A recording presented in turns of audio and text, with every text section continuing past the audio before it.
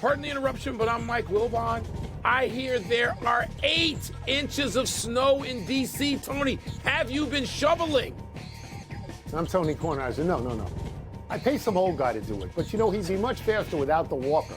And he could get both hands on the shovel without the walker. Can't you find some teenagers? In my house, we're going to top out. It's still snowing. We're going to top out about 11 at my house. You can have it. I want to stay in my basement here in Chicago where it's just sleet. No snow on the ground. How about that? In the DMV. We haven't had snow like this in many years. Welcome to PTI, boys and girls. In today's episode, the Broncos win the AFC's last playoff spot, the Patriots and Jaguars fire their head coaches, and the Oklahoma City Thunder deliver a big win. But we begin today with the Detroit Lions at home last night, dismantling the Minnesota Vikings 31-9. Both teams entered the game 14-2. Detroit now claims the top seed and the bye in the NFC, and Minnesota at 14-3 must go on the road in the playoffs. Wilbon, what is your reaction to how easily Detroit won this game? Tony, they were dominant. I'm going to beat you by going to the glasses quickly, but in a second. Tony, I thought, look, everybody's going to talk about Jahmyr Gibbs, and with good reason. I mean, he was fabulous. But Detroit's defense, they had a flashback game to October before they got 113 people on the injured reserve. So just before we went on the air here, I looked up the number of Lions players either out or figured to be out or on injured reserve. And, you know, you got defensive players, stalwarts, like Emmanuel Mosley and Terrion Arnold and Carlton Davis, and not to mention Aiden Hutchinson, who thinks he can come back by the Super Bowl, but that's a ways off, and Aleem McNeil, and you just keep going and going and going and going, and there's so many defensive players out. Yeah, I don't know how they do it, and it's amazing. Yeah. So how about credit to that coaching staff, which not only rallies that team emotionally, but prepares the backups and the backups to the backups. And it's amazing that the Lions could play that way, Tony. And I don't know if they are all the way back or they can be that back with the kind of attrition they've had to October.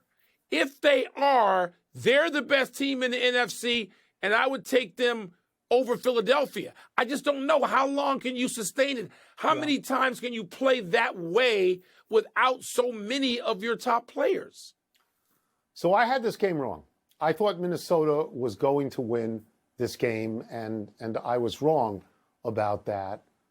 What happened last night, the Lions come out, and Sam Darnold has his first bad game of the year, right?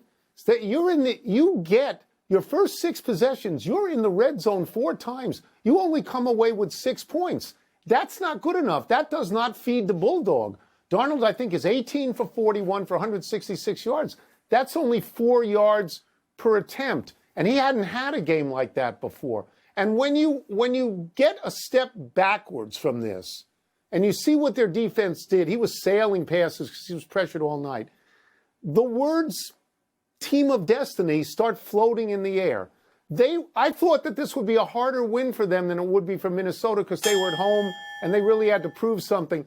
They're 15-2. No Lions team has ever won 15 games. No, they're the number 1 seed in the NFC. No Lions team has ever done that. As you mentioned, as soon as guys go out, the next guy up is just the running back is just as good. Aaron Glenn and his staff. Yeah, he's the defensive coordinator. Tony, no, I was going to say, I wonder how, and you and I talked about this going into that.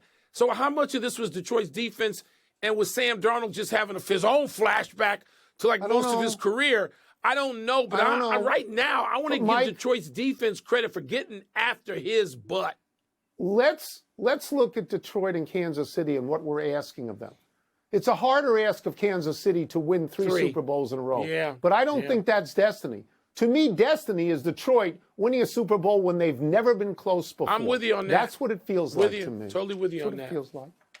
The Denver Broncos, as we move west, claim the last playoff spot in the AFC over the Bengals and Dolphins. Denver rolled it home. Just beat down Kansas City. Of course, the Chiefs were resting their stars. Bo Nix completed his first 18 passes, threw for 4 touchdowns in a 38-0 win over the champs. Tone, what have the Broncos shown you? Well, let me first say what it would be like if I was on the Cincinnati Bengals and I had just beaten Pittsburgh the day before, and I was hoping that Kansas City, 15-1, Kansas City would dispatch Denver so I could get in the playoffs. And then it's 14-0 Denver after 25 seconds. It's 14-0. So I would be sick to my stomach. It's 14-0 at the quarter. It's 24-0 at the half. Carson Wentz, thanks for playing. See you around. Kansas City did not contest the game because they're not stupid, because they don't want to wait for Joe Burrow to be in the playoffs. They don't want to see Joe. They'd much rather, if they have to, see Denver. That's the way I feel. So what did I learn about Denver? What I've learned all year, that their coach, Sean Payton, is really good. He came to that team last year. He didn't want Russell Wilson. That worked out for both of them. He wanted Bo Nix. They are now in the playoffs for the first time since 2015 with Peyton Manning. First time. I mean, look, Tony, what Sean Payton has done, clearly, and it's not just the quarterback position, although you've got to have that. I mean, it's that whole team. They've been playing better. I know they have a little bump in the road for a couple of weeks, but they have steadily gotten better this season, which is what you want when you think it's a rebuild season and you wind up getting into the playoffs. I'm tired of the Bengals talk. I don't want to hear it. Let the Bengals take care of their own business sometime. I don't mean you. I don't mean just you. I mean the whole damn network. I'm tired of hearing about the Bengals. Nobody wants to face them. But yeah, everybody wanted to face them the whole first 6 weeks of the season. So I'm tired of hearing that. At the beginning of the year, they did. That's a bunch of junk, okay? So let me go off book for a second. Let me go off book. Let me recreate a conversation you and I had yesterday about Rookie of the Year, Offensive Rookie of the Year, which everyone presumes is going to be Jaden Daniels. Okay, so here are some numbers. Jaden Daniels, 25 touchdown passes, 9 interceptions. That's a differential of 16 and ran for 6 touchdowns. Bo Nix, 29 touchdowns, 12 interceptions. That's a differential of 17 and ran for 4 touchdowns. Both teams make the playoffs. But it's not just them. There are 2 receivers. Malik Neighbors for the Giants, 109 catches, 1,200 yards. The tight end for the Raiders, Brock Bowers, 112 catches, 1,194 yards, most catches ever by a rookie. And they're not getting thrown to by good quarterbacks. They're not. So who would you vote for? 4 guys out there. Who would you vote for? I would do what Michael Wilbon does. I would push. Let's narrow this next story to 2 teams. I think the tight end. I do. The tight end. To 2 teams going into the playoffs on losing streaks. The Packers got beat by your Bears for the first time since 2018. They've now lost 2 games in a row. The Steelers got beat at home by Cincinnati, who you don't want to hear about, and have now lost 4 in a row. Wilbon, which team should be more concerned going into the playoffs? Tony, I mean, clearly they both should. I still look at the Packers, but we're talking health here too, all right? So if you have a starting wide receiver who looks like he's going to be out, that was some news earlier today. You go, oh no, the Packers have this situation. I mean, the Steelers, though, have been slumping, and their formula seems to be just out the window now, which is we're going to make you turn it over, we're going to protect the ball, and we're going to play enough defense to win these close games. And all of a sudden, all of those no check mark next to those boxes. Yeah. So I think it's the Steelers. Like, I have a hard time discounting the cheeseheads because I've lived through that. And I don't even know how to feel about yesterday. I don't know how to feel about it. The Bears, of course, I wanted to win the game. I didn't want to be right about saying the Bears are going to go 4-13 after being 4-2. I did not want to be right, even though I was saying that for weeks and weeks and weeks. That's right. So I'm glad they won, but I don't know how to. I'm supposed to get excited about it. I don't know. But I think the answer to your original question is the Steelers, I think. The Packers have the harder draw. They have Philadelphia at Philadelphia, and not taking away anything from yesterday's game, but the Packers had Malik Willis in there as a quarterback for almost 3 quarters because Jordan Love had gotten hurt. Now, if you tell me Jordan Love is hurt and he can't play in the playoffs, they have zero chance. He could have gone back in. But if he comes back, then they have a certain chance. It's very daunting, Philadelphia at Philadelphia. Yeah. The Steelers 4 in a row is very concerning. But do you know who those 4 are in a row? Because this is worth. Yeah, it's this tough. is actually worth mentioning. Got to consider. So this is at Philadelphia. It is at Baltimore. It is home Kansas City. It is home Cincinnati. The combined record of those teams is 50-18. Now, what's bad about that with the Steelers is their offense has gone away. They had 13, 17, 10, and 17. They were only averaging 14 points a game, down from the first 7 games Russell Wilson played when they averaged 28. That's a terrible drop-off. But if you ask me, Mike, and I think both will lose, but if you ask me who has the better chance, I'm going to tell you it's the Steelers for this reason. That's a divisional game. They go to Baltimore every year. They're not afraid of going to Baltimore. They're not afraid of the Ravens. So I think they have the better chance. But it's not a good chance. Let's take a break. Coming up, teams are firing their head coaches, but is a team that's keeping theirs more newsworthy? And what sort of statement did the OKC Thunder make with their wins over the Knicks and Celtics? The problem with Baltimore and Pittsburgh is that Baltimore beat Pittsburgh by 17 2 weeks ago. Like, that's a problem. Welcome. It's time to sort through the babble from the rabble. Let me get the first one here. Mail time! And go to the glasses, of course.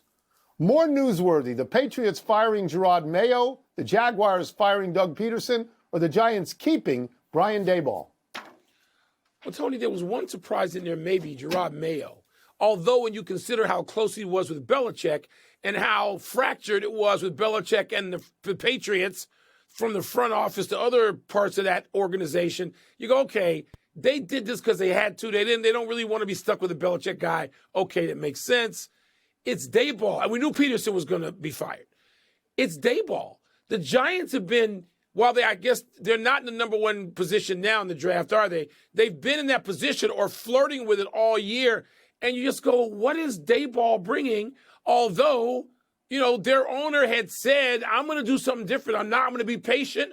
I'm not going to just go and get rid of somebody because that's what everybody in the culture does in the industry. So maybe good for him, but Daboll surprises me more. Daboll staying surprises me more than the other two going. What about you? So I'm going to piggyback off what you just said. And I'm going to say it is not newsworthy at all that Daboll is staying because 3 months ago, the owner of the Giants said, I'm not going to get rid of this guy. I think he should get rid of the guy. The guy is 9-25 over the last 2 seasons, but it's obviously a commitment to honor in terms of the owner. Peterson getting fired is not newsworthy. That was a stone cold lock. To me, it is Mayo. Mayo was the hand-picked choice to replace and succeed Bill Belichick. They didn't even interview anybody else. He played there, he was popular there, and they knew they were giving him a lousy team. It had been lousy for a while. So, Mike, to me, if you fire Gerard Mayo after just 1 season, to me, you are saying we already have our next coach signed. He's signed, and I assume it's Mike Vrabel. That's what I assume it's Mike Vrabel. Also but played Tony, there. Let me ask you this.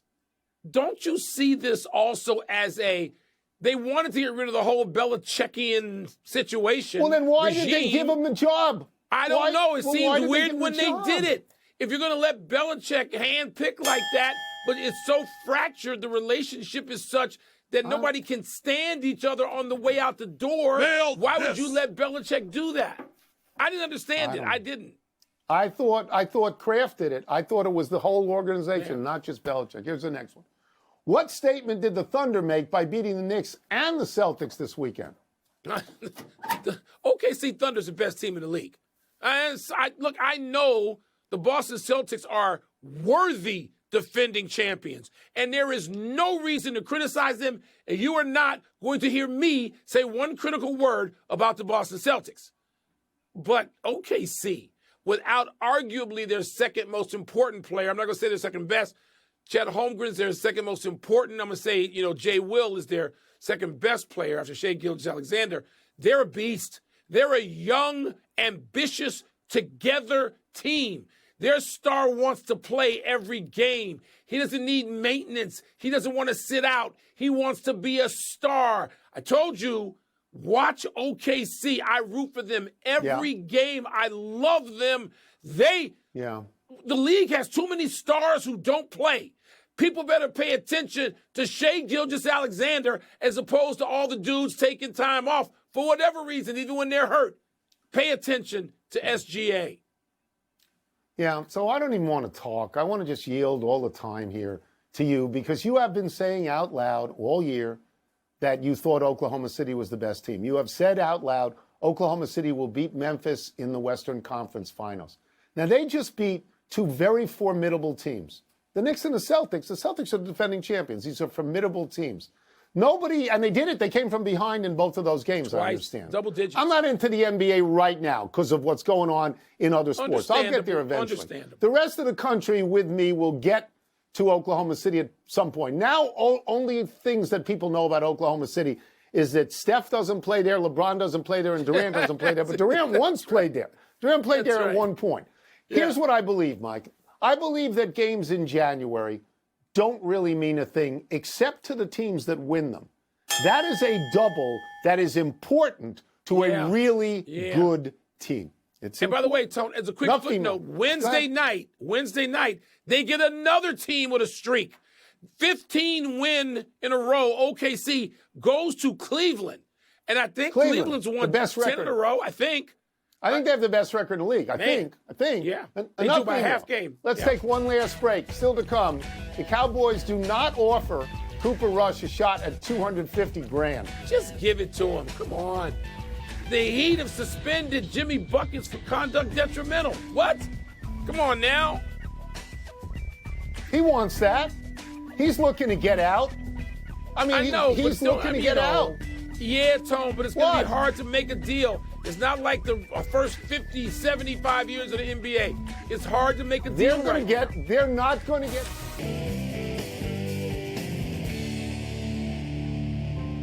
Happy time, people. Happy 65th birthday, Howie Long. The Hall of Fame defensive end was a second-round pick out of Villanova by the Raiders and went on to play 13 years there.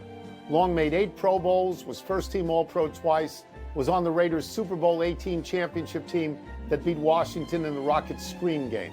Long's sons, Chris and Kyle, both played in the NFL, are now retired. Long has been a mainstay on the venerable and wonderful Fox pregame show with Terry Bradshaw, Michael Strahan, and Jimmy Johnson. Long also sells shoes on commercials. I would love to have a pair of those shoes. Mine must have gotten lost in the mail. Tony, I wouldn't have to get him in the mail. Howie's my neighbor in North Scottsdale, at least part of the year.